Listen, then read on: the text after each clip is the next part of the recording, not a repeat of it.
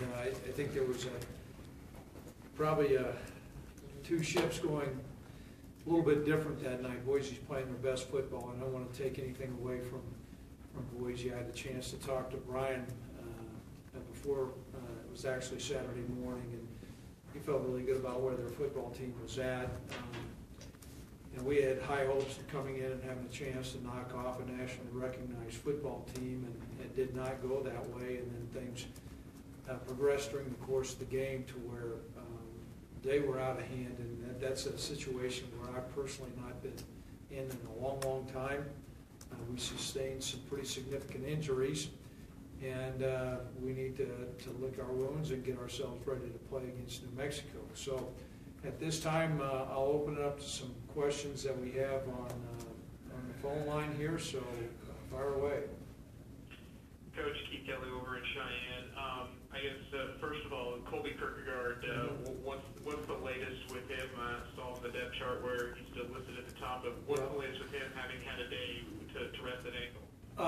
And I'm sure the media here, that's probably the number one question out there as well. It will really be day by day. I was surprised. He came back Sunday, and it was the swelling was not as significant as what they had thought it would be. And Colby actually felt a little bit better during the course of the game. He couldn't bear any weight at all. And I did see the highlights of the play, and it looked like he almost broke his leg. So we'll see. We're in hopes that we can have him back later on in the week, but it will truly be a game by day situation with Colby. And one of the things that we have in benefit, or that's beneficial, is he's played a lot of football this year and taken a lot of snaps. And so if there's anybody that could probably be ready to play on a short week, it'd be Colby. But right now, Tommy will be our number 2 guy, and we'll keep you abreast of the situation, and we'll let you know. You know, with one game to play in this one for the season, I guess you hear a lot of questions like stuff, things to play for, things like that. Right. What will be the motivating factor for you guys this week going into the New Mexico game? Obviously, you play football, you want to get out there and play football, but for you guys as coaches, do you feel like any special motivating factors to get the team up for this week or not? Well, it's another opportunity to get better and to secure a 5-win season, and that maybe some people on the outside doesn't sound like a big motivating factor. We think it is. I know our team had a really good lifting session this morning, which we're encouraged about. We'll have practice tonight. It's our hopes that our guys are really going to have a competitive nature, and if you're a competitor, you want to go out and you want to play the game to win. And as far as New Mexico goes, they run the old option offense. They're another different offense for you guys to go up against. I guess could you just talk about a little bit what the problems with defending this offense is? They gave Boise a run for their money with the way they ran it. How do you go in and prepare for this type of an offense?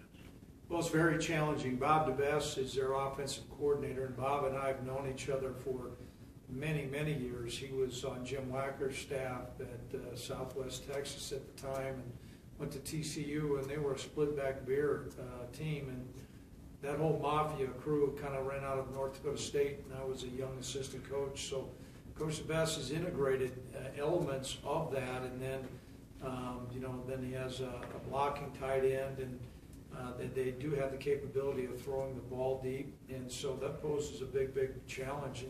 And we'll need to be assignment conscious. They have moved the football against a lot of people now. The game against Colorado State, I think the game got out of hand so fast that they had to kind of change their type of offense because they were chasing points. But it poses a big, big challenge. And there's elements that are very similar to Air Force, but then there's elements that are somewhat different. And so, once again, they're well coached and they have a good plan. Thanks, Coach. You bet. Okay, I'll open up questions of members of the media that are here. Coach, with one game left, I mean, how much is with whatever position that's out there, to get some of the younger guys out there, the ones that will be coming out back for the next season?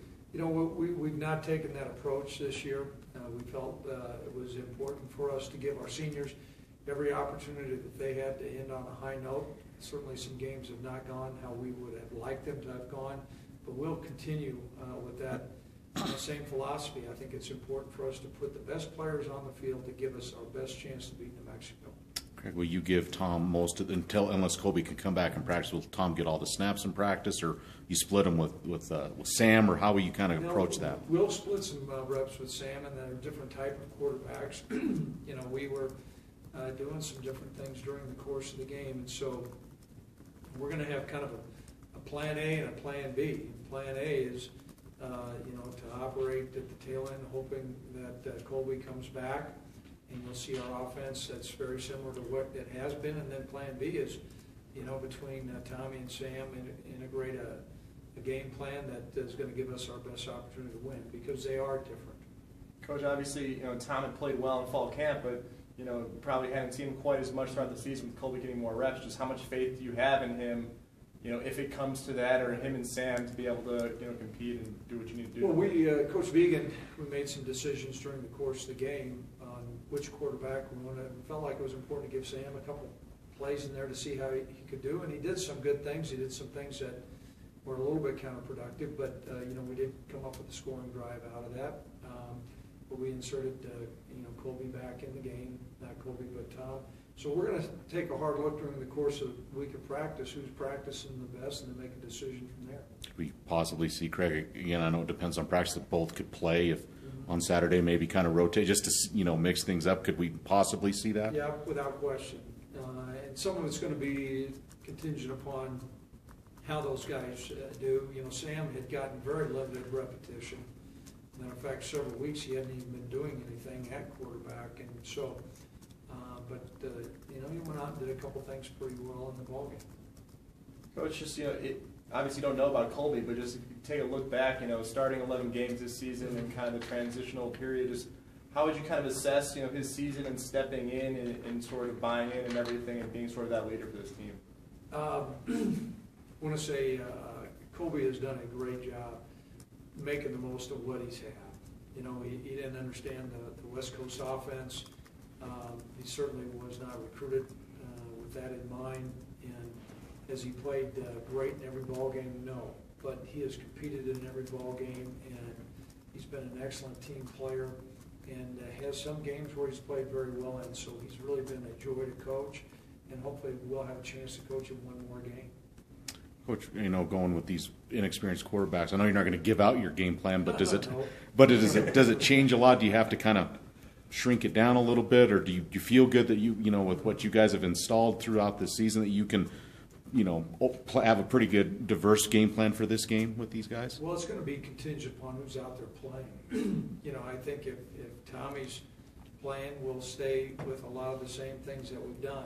If Sam's playing in the game, you're going to see a different. He's stature. I don't know. He's 5 foot, maybe 10, and so to play him. Ask him to do the same things that Colby was doing would not give us a great chance to win. And so you'll see a departure when Sam's in there. And so, but Tommy's operated our offense just in a backup role and hadn't had any meaningful reps. And he got in the game, and you saw that we did some things that were okay there. Coach, did you get any sort of diagnosis about Robert Priester, about the severity of that injury? Well, we're going to get an MRI today. I would say it would be